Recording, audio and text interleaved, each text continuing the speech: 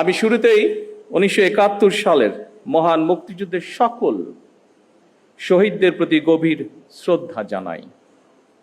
স্বাধীনতার ঘোষক শহীদ রাষ্ট্রপতি জিয়াউর রহমান সহ বাংলাদেশের স্বাধীনতা ও মুক্তিযুদ্ধের ইতিহাসের সকল জাতীয় নেতৃবৃন্দকে কৃতজ্ঞতা জানাই। সকল বীর মুক্তিযোদ্ধা, আহত ও পঙ্গু মুক্তিযোদ্ধা এবং মুক্তিযুদ্ধকালীন বাংলাদেশের সাহসী জনগণের অবদানকে স্মরণ করছে, যাদের অনন্য অবদানে আমাদের আজকের এই স্বাধীন বাংলাদেশ। সম্মানিত উপস্থিতিবৃন্দ, সাধারণত এর আগেও যখন 26শে মার্চ, 16ই ডিসেম্বর বা এই ধরনের ঐতিহাসিক দিনগুলোর আলোচনা সভা অনুষ্ঠিত হয়েছে, এর আগেও আমি দু একবার একটি কথা আপনাদের সামনে বলেছিলাম। সেই কথাটা দিয়েই আজকে আমার খুবই সংক্ষিপ্ত বক্তব্যটি উপস্থাপন করতে চাইছি। যে কথাটি আমি আপনাদের সামনে বলেছিলাম সেটি ছিল এমন, সেটি হলো অতীত নিয়ে সবসময় পড়ে থাকলে এক চোখ অন্ধ, আর অতীতকে যদি আমরা ভুলে যাই তাহলে আমাদের দু চোখই অন্ধ। সুতরাং আমরা যেমন অতীতকে একদম ভুলে যাব না, ভুলে যাওয়া চলবে না, ঠিক একইভাবে অতীতেও আমরা দেখেছি, খুব বেশি দিন না, নিকট অতীতেও আমরা দেখেছি যে অতীত নিয়ে এত বেশি চর্চা হয়েছে যেটা আমাদের সামনে বৃদ্ধ ভবিষ্যৎ আছে সেই ভবিষ্যৎকে বাধাগ্রস্ত করেছে। সম্মানিত উপস্থিতিবৃন্দ, এখানে আলোচকবৃন্দ কয়েকজনই তাদের বক্তব্যে বলেছেন বাংলাদেশের ইতিহাসের সবচেয়ে গৌরবজনক অধ্যায় আমাদের স্বাধীনতা এবং 1971 সালের মহান মুক্তিযুদ্ধ। বাংলাদেশের জন্মযুদ্ধের এই গৌরবজনক ইতিহাস নিয়ে আপনারা যারা আজকে মঞ্চে উপস্থিত যারা আলোচনা করেছেন, তাদের মধ্যে বেশ কয়েকজন উপস্থিত আছেন যারা সরাসরি মুক্তিযুদ্ধে অংশগ্রহণ করেছিলেন, মুক্তিযুদ্ধের সময়ের নৃশংসতা প্রত্যক্ষ করেছেন সেই সকল মুক্তিযোদ্ধা সরাসরি। আমরা যারা ছোট ছিলাম বা আমাদের সাথে যারা ছিলেন, আমাদের থেকে একটু বড় ছিলেন, তারা আমরা বিভিন্নভাবে, সেটি মিডিয়া হোক, বই পুস্তকের মাধ্যমে, বিভিন্ন দলিলের মাধ্যমে আমরা সেটি দেখেছি। কিন্তু আমাদের সম্মানিত মহাসচিব তার বক্তব্যে বলে গেছেন, শেষ পর্যন্ত তৎকালীন বিশ্বে অন্যতম শক্তিশালী সেনাবাহিনী ছিল, তাদের বিরুদ্ধে আমরা আমাদের বিজয় ছিনিয়ে এনেছিলাম এই বাংলাদেশের মানুষ। সুতরাং প্রজন্ম ধরে স্বাধীনতা এবং মুক্তিযুদ্ধের যে গৌরব গাথা তা নিয়ে আলোচনা হবে, গবেষণা চলবে এবং এটাই স্বাভাবিক ব্যাপার। তবে আলোচনা, সমালোচনা কিংবা গবেষণার নামে এমন কিছু করা বা বলা অবশ্যই আমাদের জন্য ঠিক হবে না, যেটি আমাদের স্বাধীনতা এবং মুক্তিযুদ্ধের যে গৌরব ইতিহাস তাকে কোনোভাবে খাটো করতে পারে। সম্মানিত উপস্থিতিবৃন্দ, সম্মানিত সভাপতি, মঞ্চে উপস্থিত আলোচকবৃন্দ, বাংলাদেশের স্বাধীনতার ঘোষণা এবং এর প্রেক্ষাপট নিয়ে আপনাদের বক্তব্যে অনেক তথ্য উঠে এসেছে, অনেক অজানা তথ্য, যা এই মঞ্চে সহ অথবা সামনে যারা বসে আছেন, বাইরেও বহু মানুষ আজকের এই আলোচনা শুনছেন, অনেকেরই হয়তো অনেক কিছু জানা ছিল না। কিন্তু আলোচকবৃন্দের বক্তব্যে আজকে এই রকম অনেকগুলো বিষয় উঠে এসেছে। আজকে বাইরে এখানে আসার সময় আমি দেখেছি তরুণ প্রজন্মের অনেক সদস্য ভিতরে আসতে পারেননি, জায়গা সংকুলনের কারণে তারা ভিড় করেছেন। আমি একটু আগে মহাসচিব সাহেবকে বলছিলাম, আমাদের এখানে ভেতরে হলরুমেও আজকে অনেক নতুন তরুণগুলো আমরা দেখতে পাচ্ছি। সেই তরুণ প্রজন্মের দৃষ্টি আকর্ষণ করে খুব সংক্ষেপে দু একটি কথা আমি বলতে চাই। বাংলাদেশের স্বাধীনতা এবং মুক্তিযুদ্ধের অন্যতম অনিবার্য চরিত্র শহীদ রাষ্ট্রপতি জিয়াউর রহমান।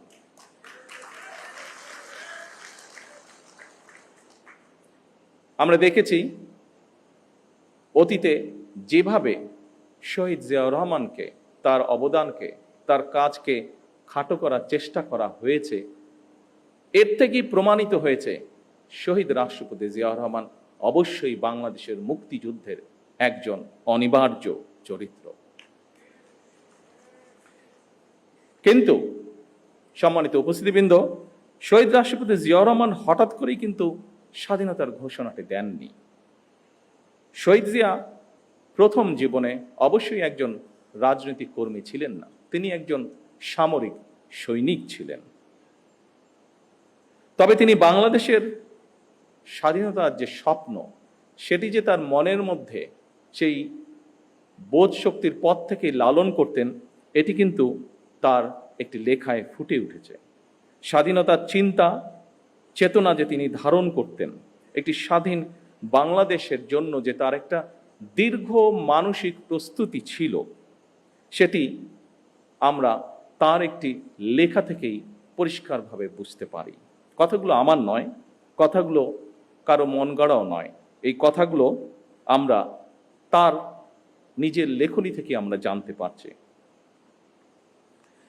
আমরা স্বাধীনতা এবং মুক্তিযুদ্ধ নিয়ে শহীদ জিয়ার নিজের লেখা একটি প্রবন্ধ আছে। প্রবন্ধটির নাম একটি জাতির জন্ম। সেখানেই এই কথাটি আমি আগেও বলেছিলাম, একটি জাতির জন্ম প্রবন্ধটি, সেখানে প্রবন্ধটি যথেষ্ট বড়। আমি খুব সংক্ষেপে সেই প্রবন্ধের দু একটি লাইন আপনাদের সামনে বলবো, যেখান থেকে পরিষ্কার হয়ে যাবে পুরো বিষয়টি। এই প্রবন্ধের মাধ্যমেই আমরা জানতে পারি যে স্বাধীন বাংলাদেশ, সার্বভৌম একটি বাংলাদেশের স্বপ্ন বহুদিন যাবৎ শহীদ জিয়ার মনে শহীদ জিয়া লালন করছিলেন। শহীদ প্রেসিডেন্ট জিয়াউর রহমানের লেখার নিবন্ধটি দৈনিক বাংলা পত্রিকার প্রথম 1972 সালের 26শে মার্চ প্রকাশিত হয়েছিল। এই প্রবন্ধটি ছিল বাংলাদেশের প্রথম স্বাধীনতা দিবস। 1971 সালে দেশ স্বাধীন হবার পরে প্রথম যে আমরা স্বাধীনতা দিবস পালন করি, সেই দিবস উপলক্ষে যে প্রথম কোরপত্রটি প্রকাশিত হয়েছিল, সেই কোরপত্রে এই লেখাটি ছাপা হয়েছিল বা প্রবন্ধটি ছাপা হয়েছিল। প্রবন্ধটি ছিল এইরকম, যেই লাইনটি আপনাদের সামনে আমি উল্লেখ করতে চাইছি। এই প্রবন্ধটি বা নিবন্ধটির শেষ প্যারায় শহীদ জিয়াউর রহমান লিখেছিলেন, তখন রাত 2:15 26শে মার্চ 1971 সাল। রক্তের আখরে বাঙালির হৃদয়ে লেখা একটি দিন। বাংলাদেশের জনগণ চিরদিন স্মরণ রাখবে এই দিনটিকে, স্মরণ রাখবে, ভালোবাসবে। এই দিনটি তারা কোনোদিন ভুলবে না, কোনো দিন না।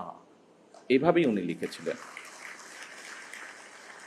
সম্মানিত উপস্থিতিবৃন্দ, 1971 সালের 26শে মার্চ রাত 2:15 কি হয়েছিল, আমি মনে করি স্বাধীনতা এবং মুক্তিযুদ্ধের ইতিহাস নিয়ে যারা গবেষণা করেন, এই তথ্যটি অবশ্যই তাদের জন্য একটি গুরুত্বপূর্ণ দলিল হতে পারে।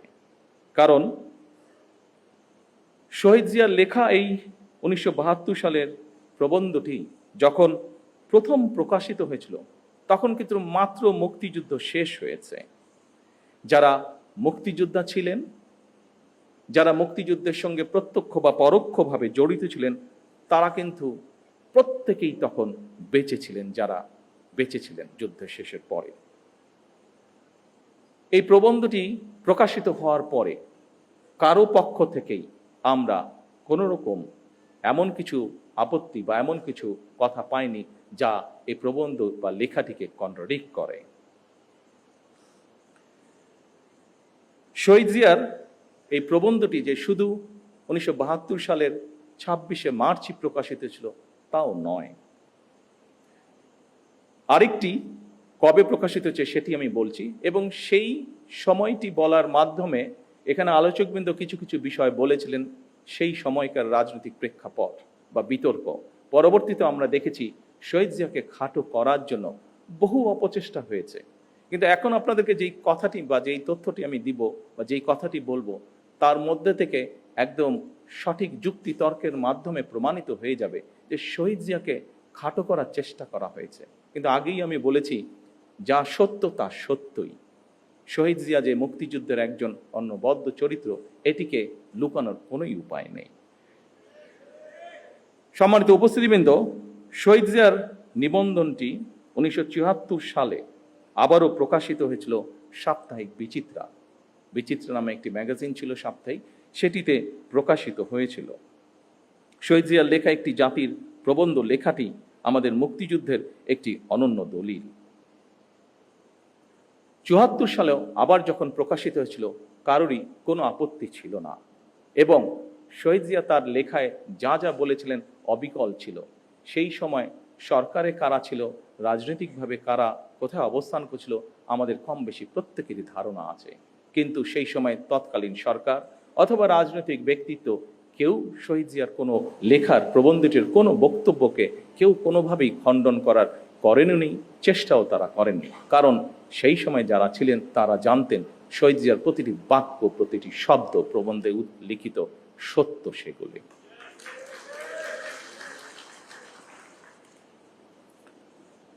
সম্মানিত সভাপতি, মঞ্চে উপস্থিত সুধীবৃন্দ, সম্মানিত নেতৃবৃন্দ, আমার সামনে উপস্থিতিবৃন্দ, সাংবাদিক ভাইরা, প্রিয় সহকর্মী ভাই বোনেরা, বছরের পর বছর, এমনকি যুগের পর যুগ ধরে বিশ্বের যেখানে যারা স্বাধীনতার লড়াই করেছেন, সংগ্রাম করেছেন, একমাত্র তাদের পক্ষেই উপলব্ধি করা সম্ভব স্বাধীনতার মূল্য কতখানি।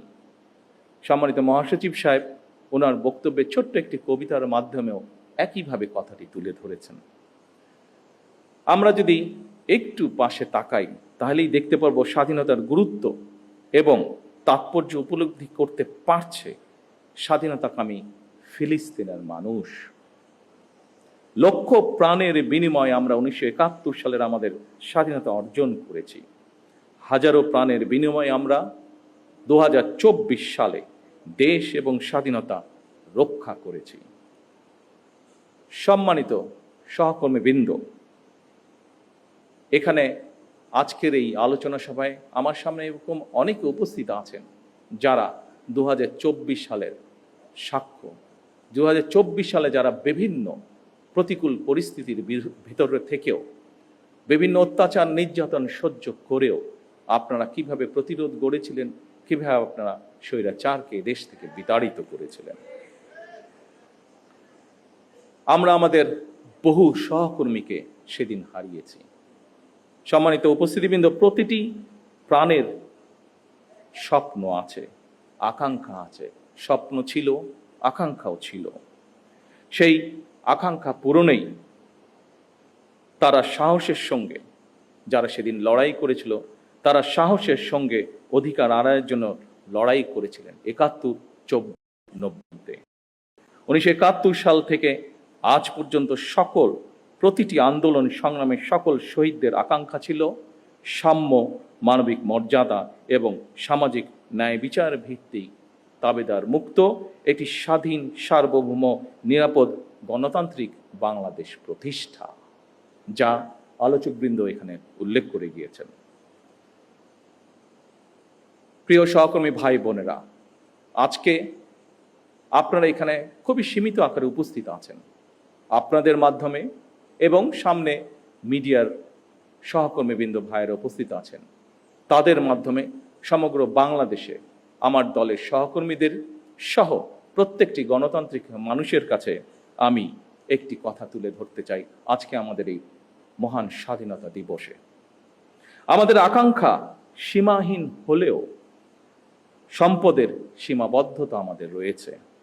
আমাদের স্বাদ এবং সাধ্যের মধ্যে ফারাক থাকলেও আমি এই দেশের একজন নাগরিক হিসাবে, একজন রাজনৈতিক কর্মী হিসাবে দৃঢ়ভাবে বিশ্বাস করি, আমরা যদি ঐক্যবদ্ধভাবে এগিয়ে যাই, আমরা যদি ঐক্যবদ্ধভাবে সকলে একসাথে দেশের জন্য কাজ করি, তাহলে অবশ্যই আমরা আমাদের কাঙ্ক্ষিত স্বনির্ভর বাংলাদেশ গড়ে তুলতে পারব।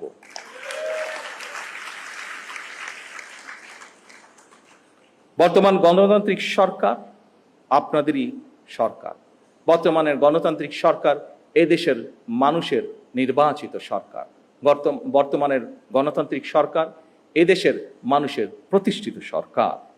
সরকার রাষ্ট্রের বিভিন্ন শ্রেণী পেশার মানুষকে লক্ষ্য করে ফ্যামিলি কার্ড, কৃষক কার্ড, খাল খনন, বৃক্ষরোপণ সহ কর্মসংস্থানের ব্যবস্থা সহ বিভিন্ন কর্মসূচি বাস্তবায়নের কাজ শুরু করেছে। জনগণের জীবন মান উন্নয়নের বিভিন্ন পদক্ষেপ আমরা গ্রহণ করছি। প্রতিনিয়ত তার জন্য আপনাদের এই সরকার অক্লান্ত পরিশ্রম করছে, চেষ্টা করে যাচ্ছে। আসুন আমাদের এবারের স্বাধীনতা দিবসের অঙ্গীকার হোক সমাজের একটি অংশ নয়, বরং আমরা সকল শ্রেণী পেশার মানুষকে নিয়ে এই দেশে আমরা ভালো থাকব।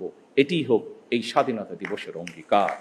আসুন আমরা প্রত্যেকে একসাথে সহাবস্থানের মাধ্যমে প্রত্যেকে খারাপকে দূরে ঠেলে দিয়ে ভালোকে সাথে নিয়ে ভালো থাকার চেষ্টা করি।